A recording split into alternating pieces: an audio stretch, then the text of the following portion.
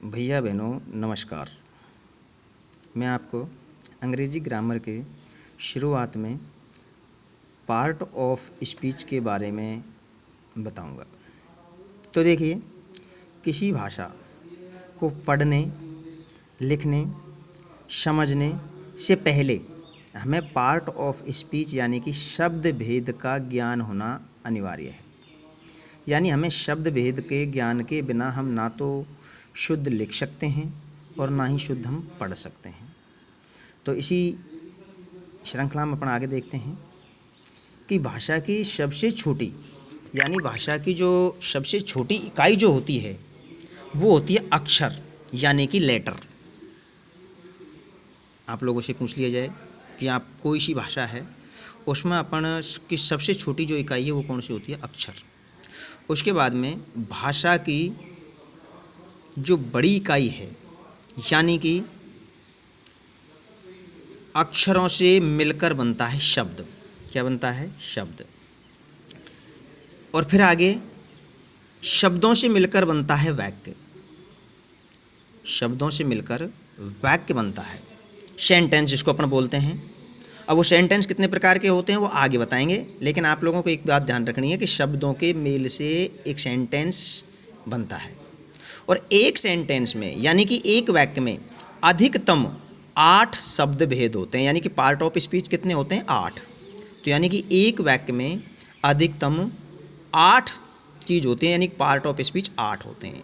वो हैं, पहले नंबर की है नाउन यानी कि संज्ञा, दूसरे नंबर का है प्रोनाउन यानी कि सर्वनाम, तीसरे नंबर का है एडजेक्टिव यानी कि विशेषण, चौथे नंबर का है वर्ब यानी कि क्रिया, पाँचवें नंबर का है एडवर्ब यानी कि क्रिया विशेषण, पाँचवें नंबर का है प्रीपोजिशन यानी पूर्ववर्ती अव्यय, सातवें नंबर पर है कंजक्शन यानी कि संयोजक शब्द, और आठवें नंबर का है इंटरजेक्शन यानी विस्मयादि बोधक शब्द।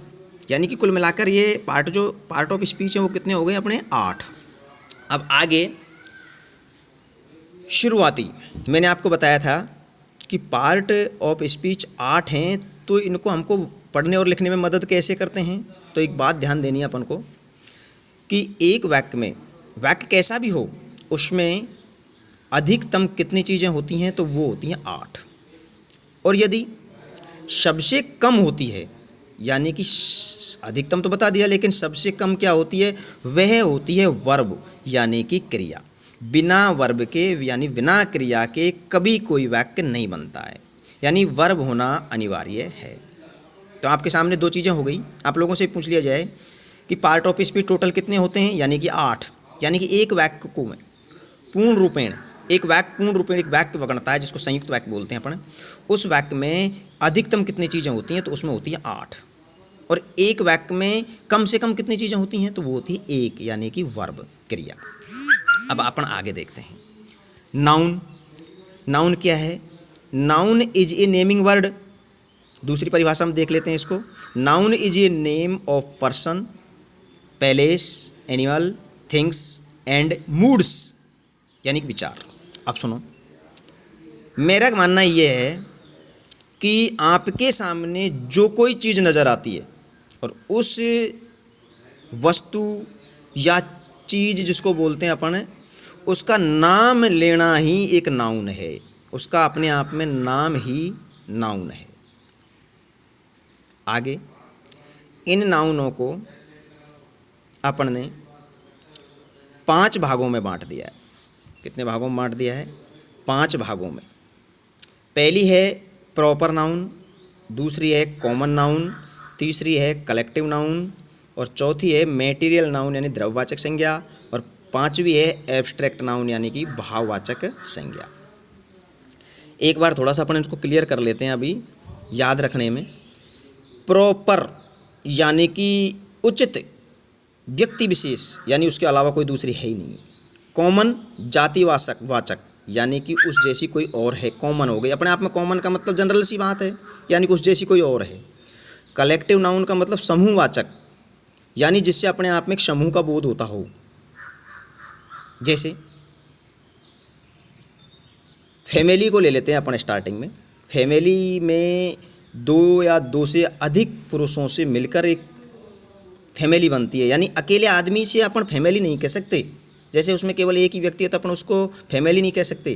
फैमिली वह होती है जिसमें माता पिता, बच्चे, बाबा दादी, चाचा चाची, ताऊ ताई, यानी कि वो फैमिली एक समूह से बनकर, यानी समूह में बनती है, तो वो फैमिली अपने आप में क्या हो गई, कलेक्टिव नाउन। दूसरे देख लो आप, क्लास, कक्षा, यानी कि एक बालक से कभी कोई ये नहीं कह सकता कि कक्षा बैठी हुई है, यानी कि अधिक, यानी कि 2, 4, 5, 10, 20 जो बालकों का एक समूह बैठा होता है उससे अपन क्लास कहते हैं, तो वो अपने आप में क्या हो गई, कलेक्टिव नाउन हो गई, समूहवाचक जिसको संज्ञा बोलते हैं अपन। दूसरी देख लो आप, आर्मी, आर्मी यानी सेना। यदि आपको आपके सामने एक सिपाही या एक सेना का जवान आता हुआ नज़र आता है तो आप कभी ये नहीं कहोगे सेना आ रही है, यानी कि कई सैनिक होने चाहिए, कई पुलिस के सिपाही होने चाहिए, तब जाकर आप अपने आप कहोगे कि ये सेना आ रही है, यानी कि एक समूह को अपन कलेक्टिव नाउन के रूप में कह सकते हैं। इसके आगे आती है अपनी मैटेरियल नाउन, यानी कि द्रववाचक संज्ञा। द्रववाचक संज्ञा में ठोस तरल कुछ भी हो सकता है, जैसे कि तेल ऑयल, वाटर पानी, गोल्ड सोना, सैंड मिट्टी, स्टोन पत्थर जिसको बोलते हैं अपन, यानी कि जिस चीज़ को अपन मैटेरियल है, सामान है जो है, उसको अपन क्या बोलेंगे, मैटेरियल नाउन। अगला है फिर अपना एब्स्ट्रैक्ट नाउन, यानी कि भाववाचक संज्ञा। इस भाववाचक संज्ञा की एक विशेषता है, इसकी एक पहचान है अपने आप में कि जिस नाउन को ना तो अपन छू सकते हैं और ना ही अपन उसको देख सकते हैं, वो अपने आप में भाववाचक है।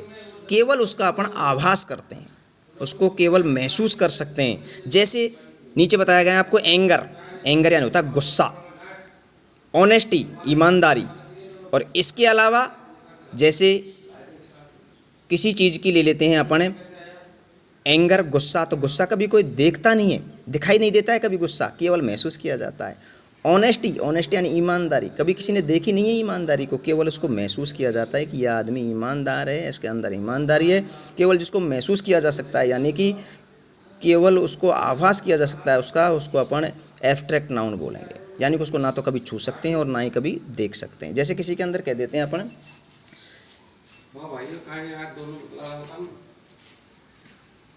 जिसे अपन किसी चीज़ को कह देते हैं जैसे ईमानदारी, तो आपने ईमानदारी को केवल महसूस किया है, देखा नहीं है उसको, तो जिस चीज़ को अपन देख नहीं सकते, छू नहीं सकते, तो उसको बांट भी नहीं सकते अपन।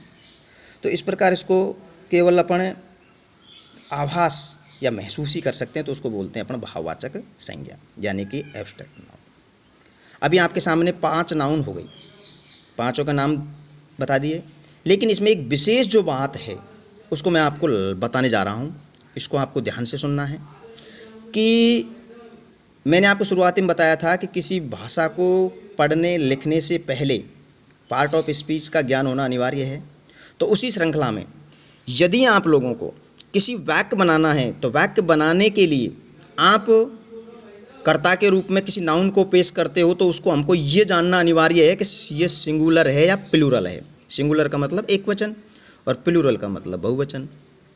तो जो नाउन सिंगुलर होती है उसके साथ सिंगुलर ही वर्ब्स आती है, और प्लूरल है जो नाउन या प्रोनाउन, तो उसके साथ प्लूरल वर्ब्स आती है। तो एक बात ध्यान रखना आप लोग कि इन 5 नाउनों में से केवल 2 ही नाउन ऐसी हैं जिनका बहुवचन बनता है।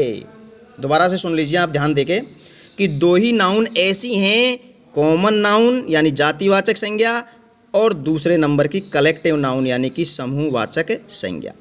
इन दोनों के अलावा कभी 3 नाउनों का बहुवचन नहीं बनता है, ये अपने आप में एक ही है। जैसे प्रॉपर नाउन है, कभी इसका कोई बहुवचन नहीं बनता है। जो मैंने आपको पहले बता दिया कि प्रॉपर नाउन जो एक ही हो, उसके अलावा कोई दूसरी हो ही नहीं सकती, तो वो अपने आप में सिंगुलर ही होगी, प्लूरल हो ही नहीं सकती।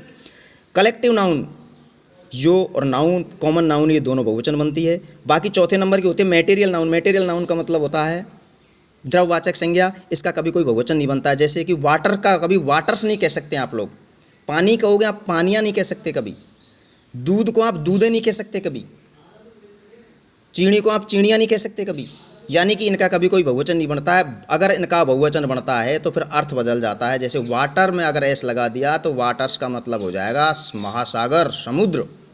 तो इनका कभी कोई बहुवचन नहीं बनता है। अगला है एब्स्ट्रैक्ट नाउन, यानी जिस नाउन को अपन छू नहीं सकते, देख नहीं सकते, उसका बहुवचन ही नहीं बनेगा। तो मेरा कहना आप लोग से यही है कि 3 नाउन ऐसी है जिनका कभी कोई बहुवचन नहीं बनता है, केवल 2 ही नाउन ऐसी है जिनका बहुवचन बनता है, यानी कि सीसी का मतलब कॉमन और कलेक्टिव। अब आगे आपको विस्तार से आगे समझाएंगे।